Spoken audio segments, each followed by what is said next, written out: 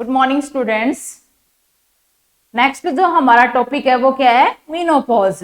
अभी तक हम मीनोपॉज के बारे में सुनते आए थे, टर्मिनोलॉजी आई थी कि मीनोपॉज होता क्या है।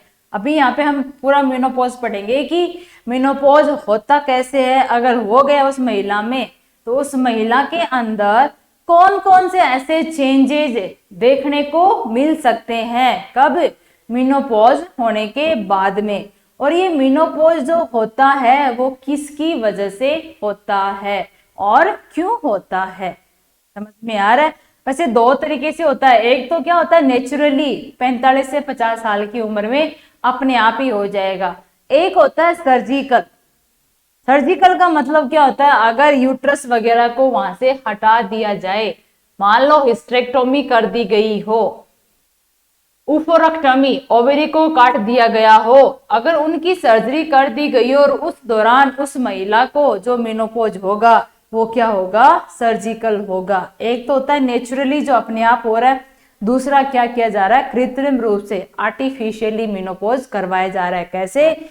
जो मेंस्ट्रुअल साइकिल लाने वाले ऑर्गन थे उन्हीं ऑर्गन को वहां से क्या कर दिया गया? हटा दिया गया। अब वो हट गए तो साइकिल कहाँ आएगी? अपने आप ही मेनोपॉज हो गया। तो मेनोपॉज एक तो अपने आप होता है और एक सर्जरी के द्वारा किया जाता है। समझ में आया? अब अगर इस मेनोपॉज के अंदर हम कंडीशन देखेंगे कि भाई ये होता क्या है, मेनोपॉज क्या कंडीशन है। मेनोपॉज के अंदर अगर आप देखोगे तो जो सबसे पहले क्या आती है कि परमानेंट सीजेशन। सीजेशन का मतलब क्या होता है? बंद होना।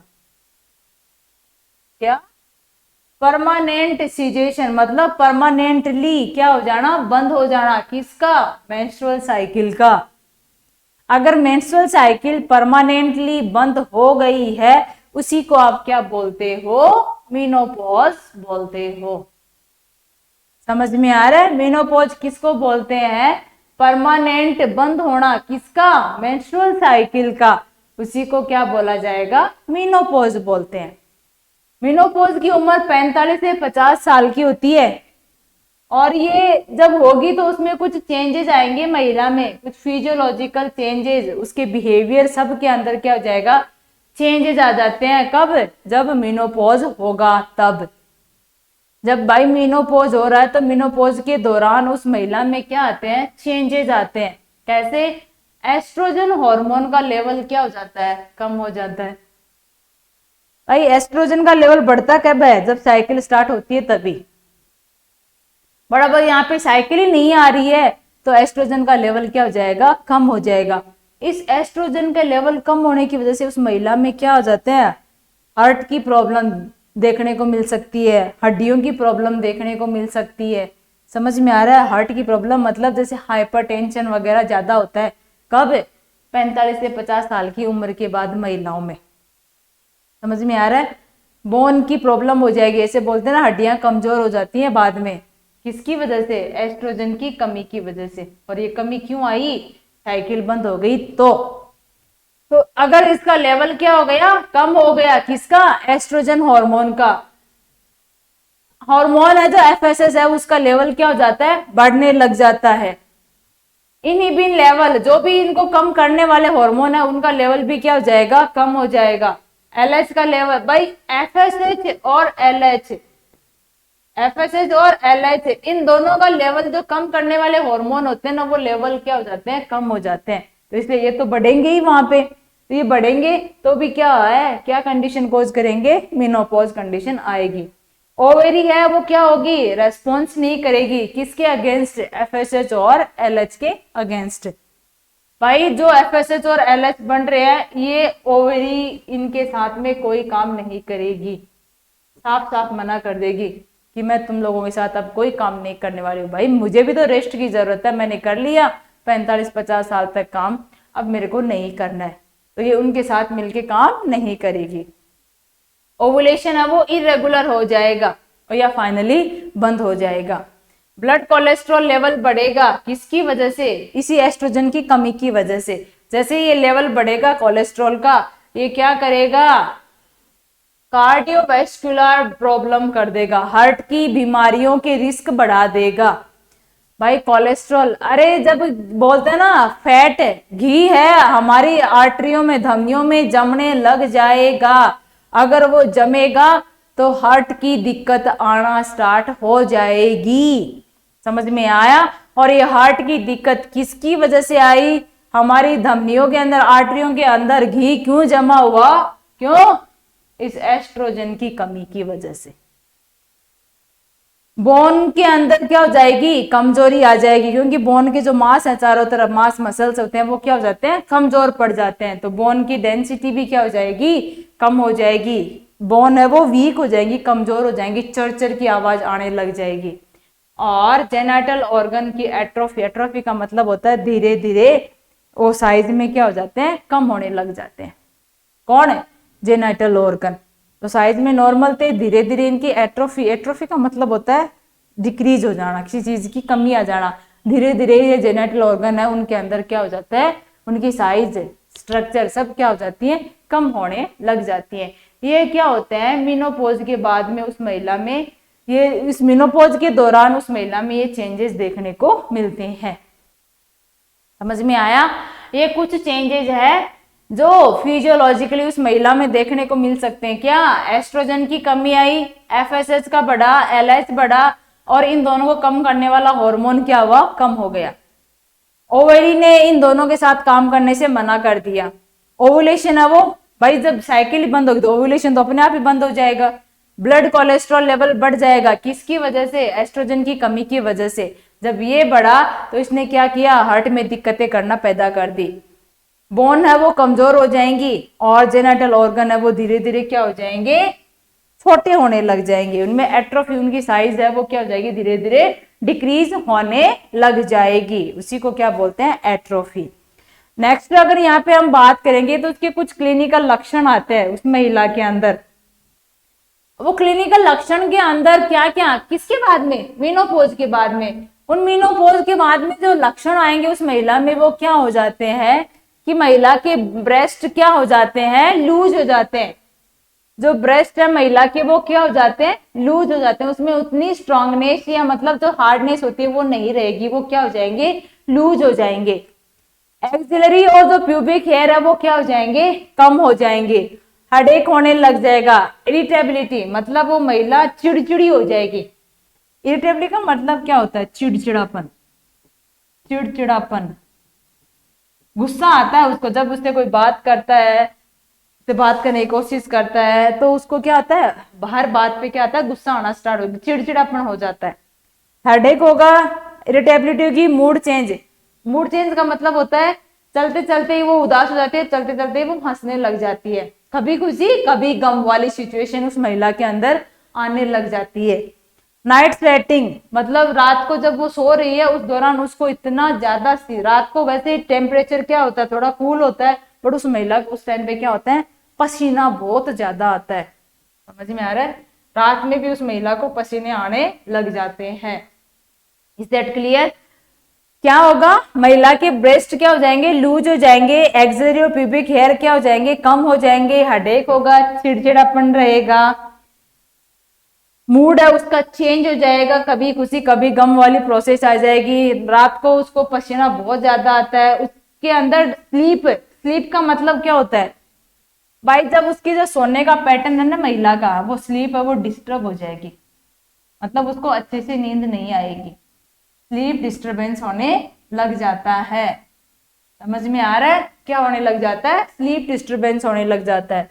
डिस्पेरुनिया, डिस्पेरुनिया का मतलब कल भी मैंने बता दिया था। डिस्पेरुनिया का मतलब क्या होता है?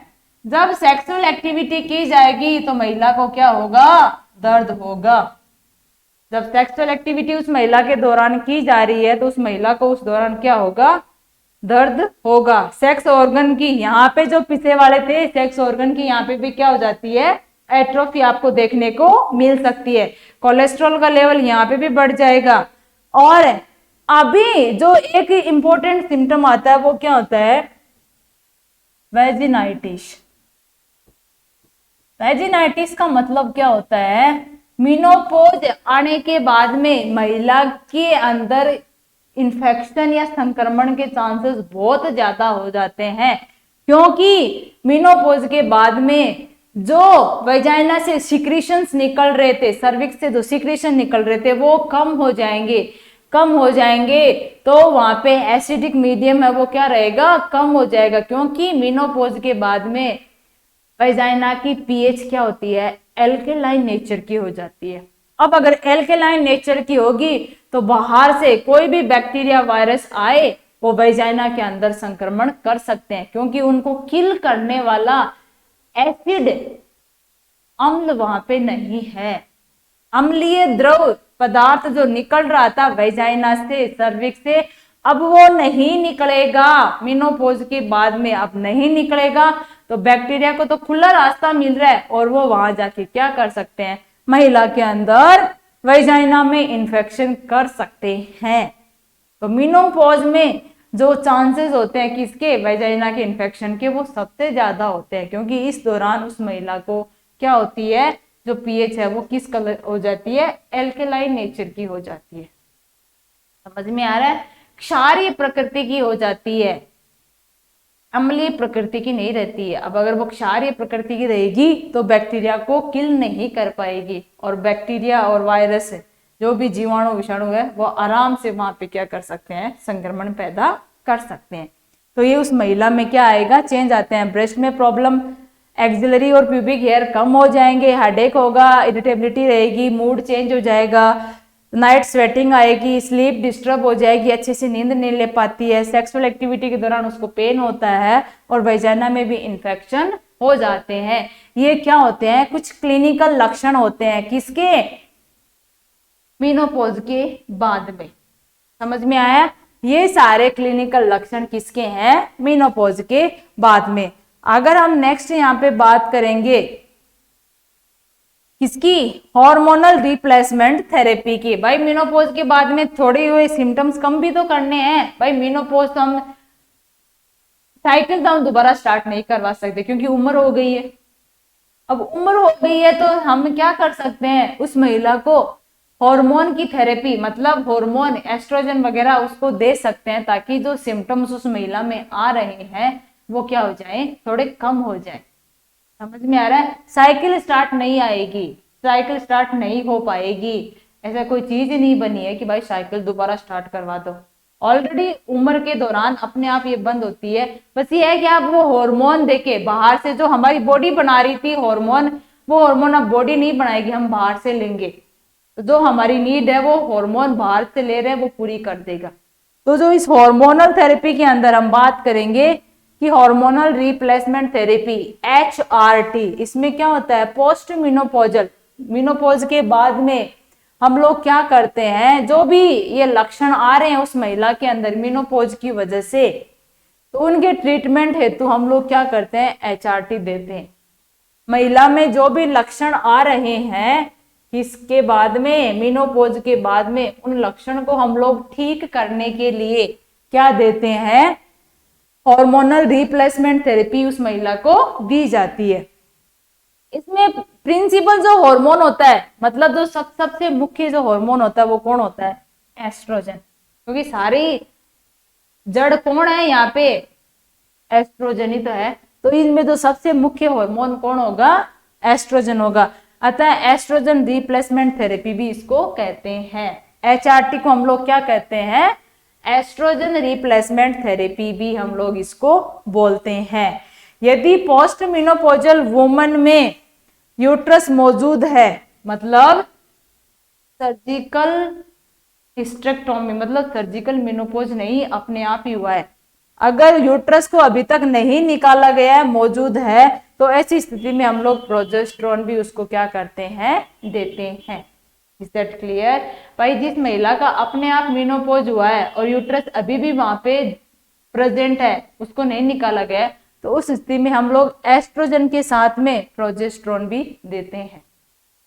समझ में आया आप लोगों को, ये क्या होता है, हार्मोनल रिप्लेसमेंट। रिप्लेसमेंट का मतलब क्या होता है, री का मतलब होता है दोबारा, प्लेसमेंट का मतलब क्या होता है, पहुंचाना। तो जो हमारी बॉडी बना रही थी वो तो अब नहीं बना रही है, तो उसकी जगह दूसरा हार्मोन, वही हार्मोन हम लोग बाहर से देंगे ताकि वो उसकी जगह ले ले और हमारी चीजों की भरपाई कर पाए, उसको बोलते हैं रिप्लेसमेंट। तो यहाँ पे जो हार्मोन देते हैं वो मोस्टली तो कौन सा होता है, एस्ट्रोजन हार्मोन बट प्रोजेस्टेरोन भी देते हैं किस महिला को, जिसमें यूट्रस अभी भी उपस्थित है। समझ में आ रहा है? तो एस्ट्रोजन तो देंगे ही देंगे, प्रोजेस्टेरोन भी देंगे, बट किन में देंगे, जिनमें अभी तक सर्जरी नहीं हुई है, किसकी, यूट्रस की। ये क्या हो गया, हार्मोनल रिप्लेसमेंट थेरेपी। वो इसीलिए दे रहे हैं ताकि जो लक्षण आ रहे थे मेनोपॉज की वजह से, वो आप उनको क्या कर सको, ठीक कर सको। साइकिल स्टार्ट आपकी नहीं होने वाली है, सिर्फ लक्षणों को आप क्या कर सकते हो, ठीक कर सकते हो। नेक्स्ट अगर यहाँ पे हम लोग बात करेंगे किसके बारे में, सर्जिकल मेनोपॉज के बारे में। पहला तो अपने आप हमने करवा दिया, दूसरा क्या है, सर्जिकल मेनोपॉज मतलब यूट्रस निकाल दिया गया है। ओवरी के सर्जिकल रिमूवल विद और विदाउट हिस्टेक्टोमी, या तो ओवरी को निकाल दिया गया है या ओवरी के साथ साथ में यूट्रस को भी निकाल दिया गया है, तो उसके बाद जो होने वाला मेनोपॉज है उसको आप क्या बोलते हो, सर्जिकल मेनोपॉज बोलते हो। अरे मान लो ओवरी के साथ में या तो अकेली ओवरी को निकाल दिया गया या फिर ओवरी के साथ साथ में यूट्रस को भी निकाल दिया गया है सर्जरी करके, तो उसके बाद में जो मेनोपॉज होगा उसको आप क्या बोलते हो, सर्जिकल मेनोपॉज। सर्जिकल मेनोपॉज के बाद महिला में जो भी एसोसिएटेड सिम्टम्स होते हैं उसको भी हम लोग क्या करते हैं, उसी HRT के द्वारा ठीक करते हैं।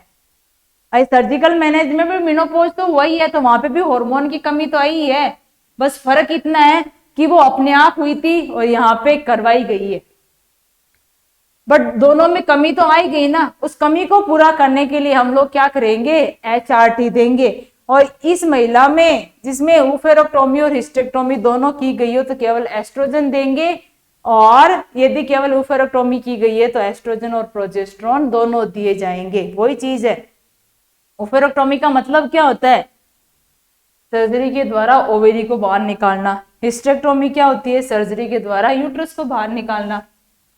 तो जिस महिला के अंदर सर्जरी के द्वारा ओवेरी और यूट्रस निकाल दिए गए हैं, उन महिलाओं में हम लोग क्या देंगे, एस्ट्रोजन तो देंगे ही देंगे, साथ में प्रोजेस्टेरोन भी हमें उसको क्या करना है, देना है। समझ में आया? इतना सारा कुछ सर्जिकल मैनेजमेंट में भी हम लोग वही ट्रीटमेंट करेंगे जो ट्रीटमेंट हमने किनके अंदर किया था भाई, सर्जिकल के अंदर भी हम वही ट्रीटमेंट करेंगे जो किनके अंदर किया गया था, नॉर्मल मेनोपॉज के दौरान किया गया था। अब अगर इसी मेनोपॉज के अंदर हम लोग क्या करें, नर्सिंग मैनेज मतलब कुछ एजुकेशन भी दी जाती है उस महिला को, कि उसको बताया जाता है क्या भाई, ये सारा मैनेजमेंट दे दिया, अब कुछ नर्सिंग मैनेजमेंट उस महिला को क्या किया जाएगा, बताया जाएगा। उस नर्सिंग मैनेजमेंट के दौरान उस महिला को ये कहा जाता है, गाइडेंस दी जाती है, काउंसलिंग दी जाती है उस महिला को, क्या, गाइडेंस एंड काउंसलिंग दी जाती है। किसके बारे में, पर्सनल हाइजीन के बारे में। क्या, जो भी उसकी पर्सनल हाइजीन है, साफ सफाई से रिलेटेड चीजें हैं, वो उसके बारे में क्या किया जाएगा, महिला को बताया जाएगा। दूसरी, उसको ये कहा जाएगा कि मेनोपॉज के बाद में उसको क्या करना है, हेल्दी डाइट लेनी है, एकदम न्यूट्रिशन से भरी भूरी, मतलब healthy diet with proper nutrition. समझ में आया? ये नहीं 5 रोटी खा ली तो प्रॉपर डाइट हो गई, नहीं रे। प्रॉपर डाइट का मतलब क्या होता है, उसमें विटामिन्स होने चाहिए, आयरन होना चाहिए, मिनरल्स होने चाहिए, सारी चीजें जो आपकी बॉडी को जरूरत पड़ती है वो सब उस महिला को मिलनी चाहिए। आफ्टर मेनोपॉज हम उसको ये भी कहते हैं कि आपको कैल्शियम की टैबलेट लेनी है। क्या करना है, कैल्शियम की टैबलेट लेनी है, प्लस विटामिन डी भी साथ में लेना है। हम उस महिला को क्या करते हैं, एडवाइस देते हैं, किस किस के बारे में, गाइडेंस काउंसलिंग करेंगे, पर्सनल हाइजीन के बारे में कि आपको एरिया पर्टिकुलर जो भी पेरिनेल एरिया है उसकी क्या करनी है, आपको साफ सफाई करनी है, क्योंकि जब साफ सफाई नहीं करोगे तो ऑलरेडी मैंने आपको बताया है मेनोपॉज के बाद में उस महिला में संक्रमण के चांसेस ज्यादा बढ़ जाते हैं। तो उस संक्रमण के चांसेस को रोकने के लिए हम लोग क्या करते हैं, उस महिला को यही कहते हैं कि आप अपने पेरिनियल एरिया की वहां पे हाइजीन है वो मेंटेन करके रखो। दूसरा उसको बोलेंगे वेल बैलेंस्ड डाइट, मतलब हेल्दी डाइट लेनी है बट प्रॉपर न्यूट्रिशन के साथ में। उसमें आयरन, विटामिन्स, मिनरल्स, कैल्शियम सब कुछ वहां पे क्या होना चाहिए, मौजूद होना चाहिए। दूध उसको ज्यादा से ज्यादा पीने के लिए बोलेंगे कि आपको क्या करना है, मिल्क और मिल्क से बनी हुई जो भी चीजें होती है, समझ में आ रहा है भाई, मिल्क और मिल्क से बनी हुई चीजें, जिसमें क्या आता है, चीज, भाई चीज जानते हो ना, पनीर जिसको बोलते हैं, कर्ड, दही वगैरह, समझ में आ रहा है। ये सारी चीजें जो भी उनसे मिलके बनी होती है, किनसे, मिल्क से, वो सारी चीजें उस महिला को क्या करनी है, अपनी डाइट के अंदर इंक्लूड करनी है। समझ में आ रहा है। जब वो HRT ले रही है, वो HRT बिना डॉक्टर की परमिशन के नहीं लेनी है। भाई जो HRT ले रही है, बिना परमिशन मत लेना, बिना परमिशन उसको नहीं लेनी है। डॉक्टर जब उसको कहेगा कि आप अभी ले सकते हो HRT, तभी लेनी है, अदरवाइज आपको HRT डॉक्टर की परमिशन के बिना आपको नहीं लेनी है। समझ में आ रहा है। आफ्टर मेनोपॉज उस महिला को क्या कहा जाता है, प्रॉपर चेकअप के लिए बोला जाता है। क्या, प्रॉपर चेकअप उस महिला को करवाते रहना है। प्रॉपर चेकअप क्या करवाते रहना है, उस महिला को करवाना है, क्योंकि मेनोपॉज के बाद में महिला में बहुत सारी बीमारियां देखने को मिल सकती हैं, जिसमें सबसे इंपॉर्टेंट तो आती है ना, कार्डियक प्रॉब्लम, हार्ट से रिलेटेड प्रॉब्लम आती है, बोन से रिलेटेड भी प्रॉब्लम आती है। तो ये सारी क्या होती है उस महिला के अंदर देखने को मिलती है। तो उसको क्या करना है, अरे सारा कुछ करके भी उसको डॉक्टर के पास तो जाना ही जाना है, क्योंकि कुछ प्रॉब्लम ऐसी होती है जो लेडी खुद नहीं पहचान पाएगी, उसको कौन पहचानेगा, डॉक्टर ही पहचानेगा। अगर हम ही पहचान गए तो फिर डॉक्टर किस चीज के लिए बने भाई। हम तो ये कर सकते हैं कि वो चीज मेरे अंदर होनी नहीं चाहिए, तो उसकी तो हम लोग क्या कर सकते हैं, खाने पीने से, एक्सरसाइज से। जरूरी है जब वो डाइट ले रही है तो ये नहीं कि खा खा के मोटी हो जा, नहीं, उसको एक्सरसाइज करवानी है। समझ में आ रहा है। एक्सरसाइज करवाना है, मेडिटेशन करवाना है। मेडिटेशन का मतलब क्या होता है, ध्यान, योगा वगैरह। जब उसको ये करवाए जाएंगे तो उसका जो मूड स्विंग हो रहा था, इरिटेबिलिटी, चिड़चिड़ापन हो रहा था, वो क्या हो जाएगा, महिला के अंदर कम देखने को मिलेगा, क्योंकि वो फिर क्या करती है, अपनी इमोशंस को कंट्रोल करना सीख जाती है। बट इमोशन ऐसे ही नहीं कि जब उसको रोना होता तो वो रोती नहीं है, हंसना होता तो हंसती नहीं, नहीं, वो इमोशन वैसे बाहर आने चाहिए, बट ये नहीं कि जब गुस्सा आ रहा है तो सब लोगों पे चिल्ला रही है। ये सारी चीजें क्या होती है, जब वो मेडिटेशन करेगी तो वो उन सबको क्या कर सकती है, कंट्रोल कर सकती है। क्या पीसफुल एनवायरनमेंट उसको मिलने लग जाएगा, समझ में, एकदम से शांति उसके दिमाग में बनी रहेगी, तो वो इरिटेट नहीं हो पाएगी।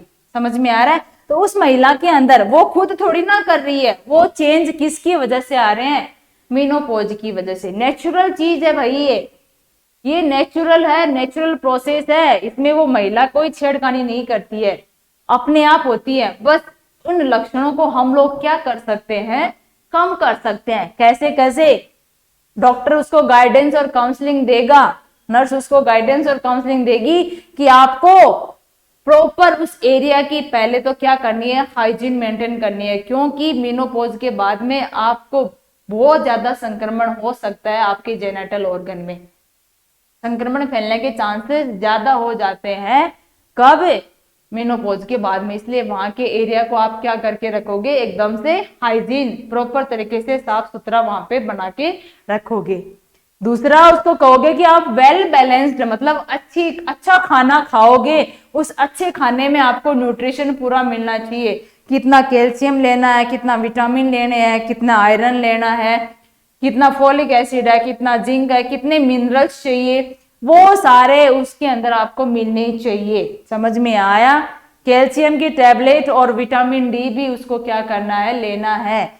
अगर टैबलेट नहीं ले पा रही है तो उसको क्या दे दो दूध और दूध से बनी हुई चीजें। समझ में आया आप लोगों को। नेक्स्ट है HRT बिना डॉक्टर की परमिशन के उसको नहीं लेनी है। जब डॉक्टर एडवाइस करे, डॉक्टर की एडवाइस के बाद ही उसको क्या करना है, HRT स्टार्ट करनी है। प्रॉपर तरीके से उसको डॉक्टर के पास चेकअप के लिए जाना है, क्योंकि मेनोपॉज के बाद में उसको बहुत सारी बीमारियां होने के चांसेस बढ़ जाते हैं। तो उन बीमारियों से बचने के लिए पहले ही उनको क्या कर लो, होने से बचा लो, ताकि डॉक्टर के पास जाओगे तो वो तो वही बचाएगा, बीमारी होने के बाद जाओगे तो वो तो ज्यादा दिक्कत करेगी। इससे बेटर है ना पहले ही चेकअप करवा लो। एक्सरसाइज प्रॉपर तरीके से करवाओ, मेडिटेशन प्रॉपर तरीके से कराओ, ताकि जो उसका मूड स्विंग हो रहा था, इरिटेबिलिटी हो रही थी, उसका जो डिस्टरबेंस हो रखा था, नाइट सो नहीं पा रही थी, तो वो सारी चीज वहां पे क्या हो जाएगी, धीरे धीरे कंट्रोल होने लग जाएगी। तो ये सारे क्या होते हैं, महिला के अंदर मेनोपॉज में होने वाले लक्षणों को आप लोग क्या कर सकते हो, ठीक करवा सकते हो। दवाई तो देनी ही देनी है, हार्मोनल रिप्लेसमेंट थेरेपी तो दे ही रहे हो, उसके साथ में उस महिला को ये सारी चीजें भी करनी है। मनोरंजन की जितनी भी चीजें होती है ना, एंजॉयमेंट की, हर एक चीज में उसको पार्टिसिपेट करवाओ, जिससे क्या होगा, वो खुश रहेगी, हैप्पी मूड रहेगा, उदास नहीं रह पाएगी, चिड़चिड़ापन भी उसके अंदर नहीं देखने को मिलेगा। तो ये सारी चीजें क्या होती है, मेनोपॉज के बाद में जो होती हैं लक्षण, वो उनको आप गाइडेंस और काउंसलिंग के द्वारा, मतलब कुछ ऐसा चीजें तरीके बताते हो उस महिला को, जो इन तरीकों का वो पालन करके अपने आप में सुधार ला सकती है। समझ में आया आप लोगों को कि मेनोपॉज क्या है, साइकिल का बंद हो जाना। दो तरीके से होती है, एक तो अपने आप और एक क्या होती है, सर्जरी के द्वारा हो गई। उसमें जो लक्षण आए थे, बोन कमजोर हो गई है, हड्डियां कमजोर होने लग गई हैं, वो चिड़चिड़ी हो रही है, उसके कार्डियक हाइपरटेंशन भी होने लग गया है, अच्छे से सो नहीं पा रही है, लोगों से बात नहीं कर रही है, उनके साथ इन्वॉल्व नहीं हो रही है, अकेली रहती है। तो ये सारे सिम्टम्स HRT तो देने देंगे ही, उसके साथ में हम उसको ये कहेंगे कि बहन जी आप ये सारी चीजें भी करो, ताकि आप अपने आप को क्या कर सको, अपनी हालत को थोड़ा सुधार सको, बेटर कर सको। अगर वो ये सारी चीजें करेगी तो अपने आप उसके अंदर क्या आ जाएगी, एनर्जेटिक मूवमेंट आने लग जाएंगे, और वो सारी जो भी उसके लक्षण आ रहे थे, वो लक्षण धीरे धीरे क्या हो जाएंगे, कम हो जाएंगे। समझ में आ रहा है? तो मेनोपॉज के बाद में भी महिला क्या रह सकती है, एकदम से हेल्दी और फिट रह सकती है। Is that clear? ये सारा क्या होता है, मेनोपॉज। यहाँ तक का आपको मेनोपॉज समझ में आया होगा। बाकी की क्लास हम लोग फिर से कंटिन्यू करेंगे। तब तक thank you all of you.